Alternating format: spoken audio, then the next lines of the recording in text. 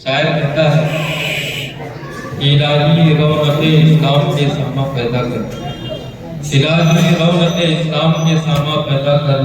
دلوں میں مومنوں کے الفت قرآن پیدا کر، دلوں میں مومنوں کے الفت قرآن پیدا کر۔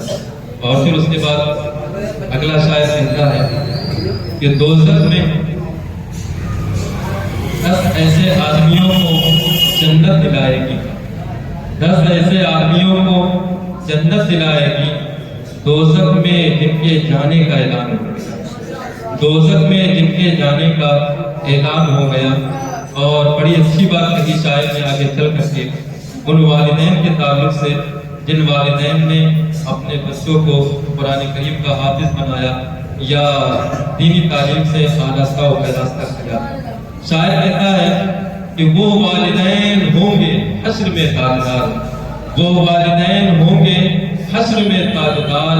جن کا دلارا حافظ قرآن ہوگا، جن کا دلارا حافظ قرآن ہوگا۔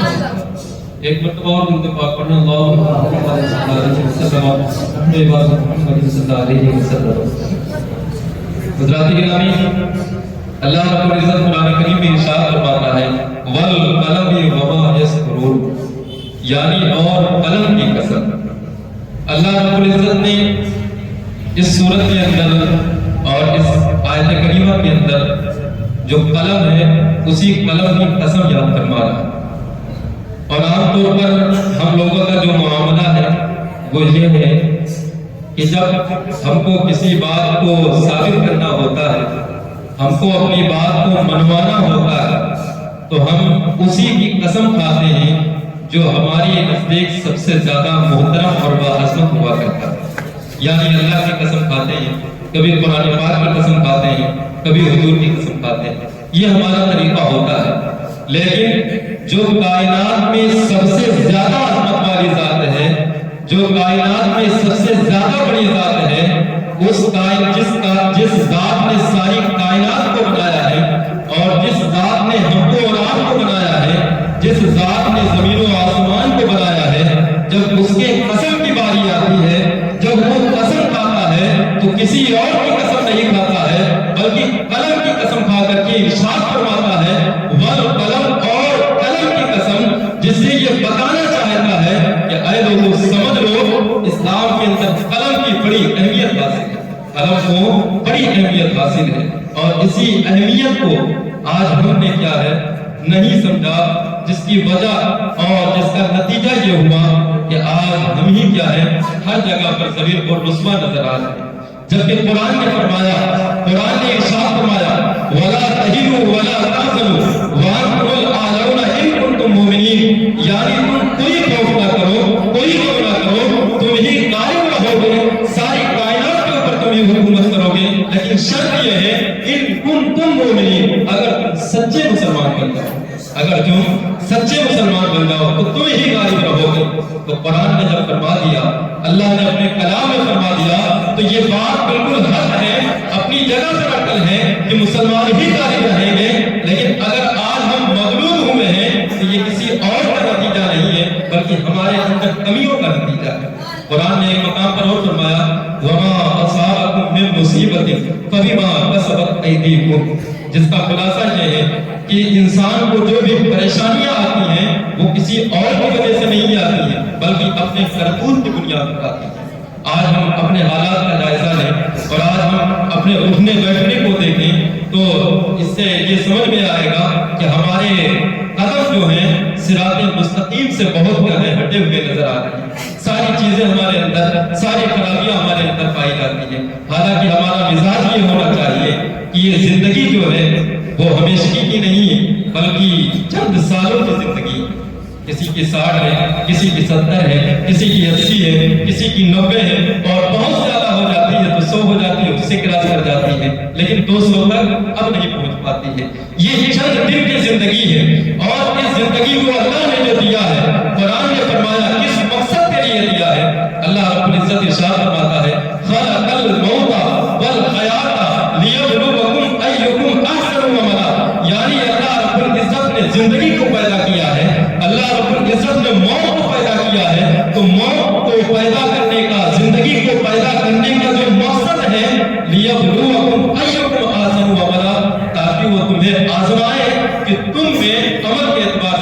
زیادہ بہتر کون ہے؟ تم میں عمل کے اعتبار سے سب سے زیادہ بہتر کون ہے؟ تو جب اس زندگی کو صرف امتحان کے لیے پیدا کیا گیا ہے تو ہمیں اب یہ چاہیے کہ ہم اپنی زندگی کو اس اعتبار سے گزاریں جو اللہ کا راستہ ہو، جو بزرگان دین کا راستہ ہو. اور بزرگان دین کے راستے کے اوپر چلنے کے لیے اگر سب سے زیادہ رہنمائی کرنے والی کتاب جو ہے وہ قرآن پاک ہے،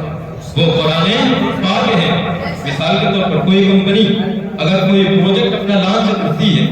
تو سب سے پہلے پروجیکٹ جب مارکیٹ میں آتا ہے تو اس پروجیکٹ کے لیے پروجیکٹ کے استعمال کا جو طریقہ ہوتا ہے اس کے ساتھ ایک کتاب بھی دیتی ہے کمپنی، تاکہ اس کتاب کو پڑھیں، اس پروجیکٹ کے استعمال کرنے کا طریقہ پتا چلے اور اس کے مطابق جب وہ استعمال کرے تب جا کر کے وہ سامان کیا ہے بہت زیادہ دیر تک ٹک پائے گا اور اس کا صحیح استعمال ہو پائے گا. بلا شبہ اسی طریقے سے جب اللہ نے پوری کائنات کو بنایا اور کائنات کو بنانے کے بعد انسانوں کو پیدا فرمایا اور انسانوں کو جب دنیا میں بھیجا تو صرف ایسے ہی نہیں بھیجا بلکہ ساتھ میں قرآن بھی عطا فرمایا تاکہ قرآن کے قانون کو پڑھتا رہے اور اپنی زندگی کو اس کے مطابق ڈالتا رہے تاکہ یہی دنیاوی زندگی جو ہے دنیاوی زندگی بھی خوشگوار ہو جائے اور آخرت جو ہمارا اصل گھر جنت ہے وہ بھی کیا ہے ہمیں اچھے طریقے سے حاصل ہو جائے اور وہاں پر بھی اعلیٰ مقام کو حاصل ہوتا ہے. یہ زندگی کا مقصد ہے. اور آج الحمدللہ اس مدرسہ اسلامیہ سنت العلوم کے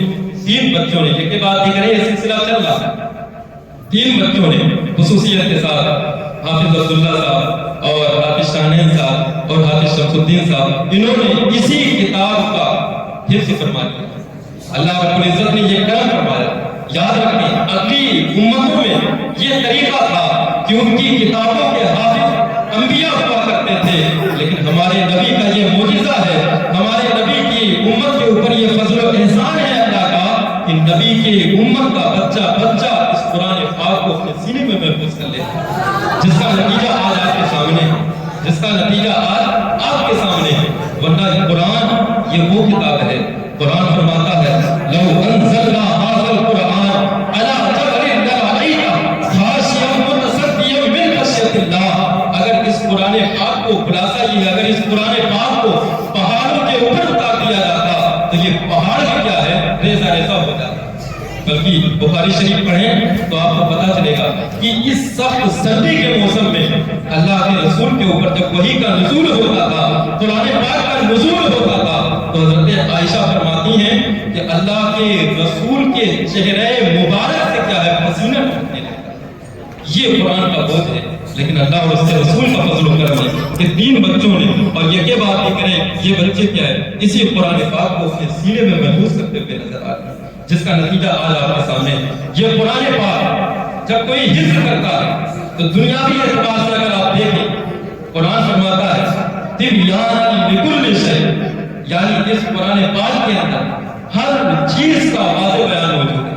اور ایک مقام پر فرماتا ہے ولا رب ولا یابس الا فی کتاب مبین. دنیا کی ہر خوش و تر شے قرآن کے اندر موجود ہے، ہر سوال کا جواب قرآن کے اندر موجود ہے. آپ کچہری میں جائیں تو اگر کوئی زمین کا معاملہ حل کرنے والا ہوگا، اگر آپ اس سے وضو کے مسائل پوچھیں لیکن نہیں بتا پائے گا، آپ اس سے نماز کے مسائل پوچھیں تو نہیں بتا پائے گا، آپ اس سے کسی اور چیز کے مسائل پوچھیں، نکاح کے مسائل پوچھیں، آپ اس میں باہر کے مسائل پوچھیں لیکن نہیں بتا پائے گا. لیکن یہی قرآن پاک کا حافظ قرآن جو ہوتا ہے جس کے اندر دنیا بھر کے سوالات موجود ہیں، جب کوئی قرآن کا حفظ کر لیتا ہے تو وضو کے مسائل پوچھو وہ بھی بتاتا ہوا نظر آتا ہے، نماز کے مسائل پوچھو وہ بھی بتاتا ہوا نظر آتا ہے، نکاح کے مسائل پوچھو وہی بتاتا ہوا نظر آتا ہے، طلاق کے مسائل پوچھو وہ بھی بتاتا ہوا نظر آتا ہے. یہ قرآن کی برکت ہے. قرآن کے اندر ساری چیزیں ہیں. لیکن ہم لوگ کیا کرتے ہیں، ہمارا مزاج کیا ہونا چاہیے اور ہمارا طریقہ کیا ہے؟ ہمارا طریقہ یہ ہے کیا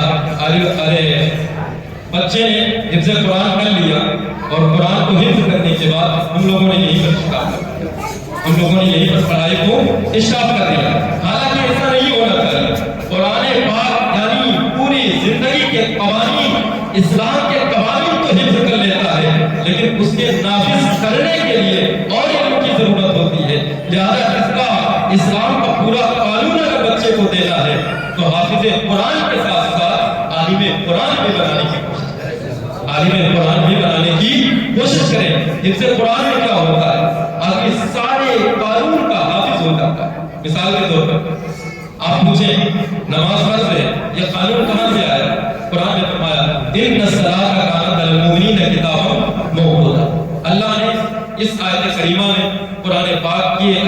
نماز کے فرائض کو بیان کروایا کہ نماز کی فرضیت اس سے ثابت ہے کہ نماز کے لیے ایک وقت ہے جس وقت میں نماز میں تکبیر پڑھنا فرض ہے۔ یہ حافظ قرآن سے پوچھیے آیت کریمہ کہاں ہے؟ حافظ قرآن الحمدللہ یہ بچے آپ کو پارہ بھی بتا دیں گے، آپ کو سورت بھی بتا دیں گے، آپ کو صفحہ بھی بتا دیں گے، آپ کو آیت نمبر بھی بتا دیں گے، ساری چیزیں بیان کر دیں گے، لیکن اس سے مسئلہ کیسے نکلے گا یہ ایک عالم قرآن بتا دے۔ لہذا اگر اسلام کے سارے قانون بچے نے حفظ کر لیا ہے تو تھوڑا سا اور مہربانی کریں، عالم دین بھی بنائیں، عالم قرآن بھی بنائیں، تاکہ جو قرآن کے قوانین اس نے پڑھا ہے وہ قوانین کیا ہے نافذ کرنے کی صلاحیت بھی اس کے اندر پیدا ہو۔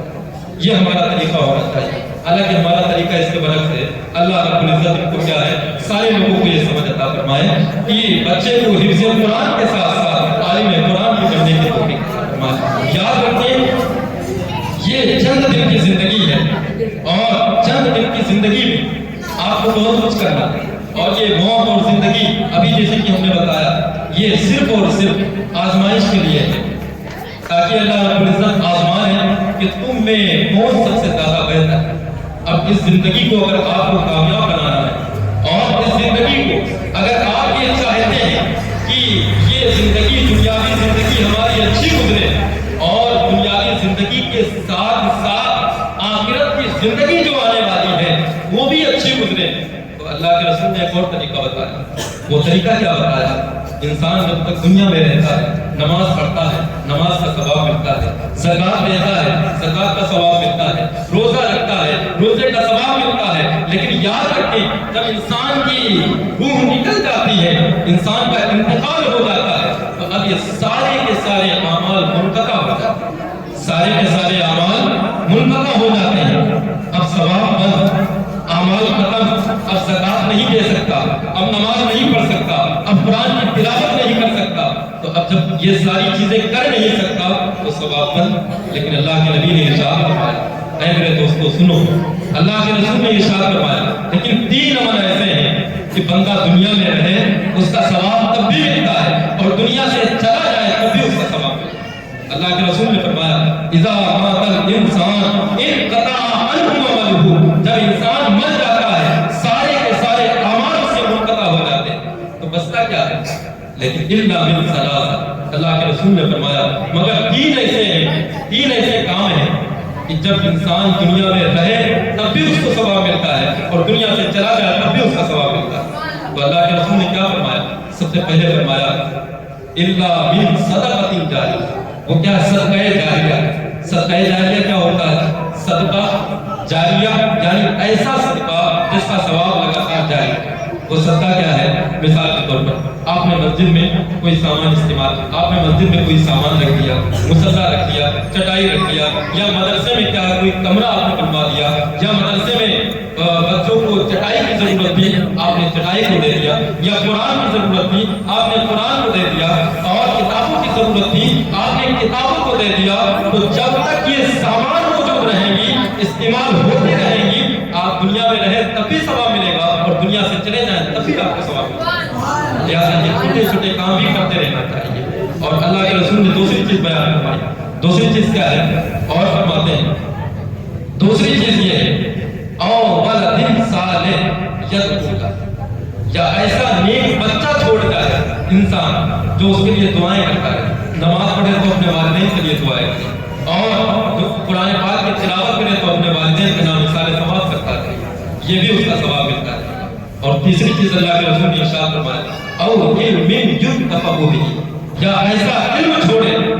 جس سے لوگوں کو فائدہ پہنچے، جو نفع بخش ہو، ایسا علم چھوڑے جو لوگوں کو کیا ہے فائدہ پہنچانے والا ہو، تو جو چھوڑے گا اس کو بھی ثواب ملے گا اور اس کے بعد جو لوگ عمل کرتے رہیں گے اس کو بھی اس کا ثواب ملتا رہے گا۔ مثال کے طور پر یہ بچے تھے لوگ الحمدللہ حافظ قرآن ہوئے، یہاں سے نکلیں گے تو انہوں نے پڑھایا کس کو؟ ان کے والدین نے ان کو پڑھایا، اب یہ اپنے بچوں کو پڑھائیں گے، ان کے بچے بھی پڑھیں، ان کے بچے پڑھیں، یقین بات بھی کرے یہ سلسلہ چلتا رہے تو جس نے پڑھایا اس کو بھی ثواب ملے گا اور جو والدین ہوں گے اوپر تک ان کو بھی لگاتار برابر ثواب ملتا ہے. یہ ہے اس تعلیم کا نتیجہ، یہ ہے دینی تعلیم کا نتیجہ. اور دنیا کے چند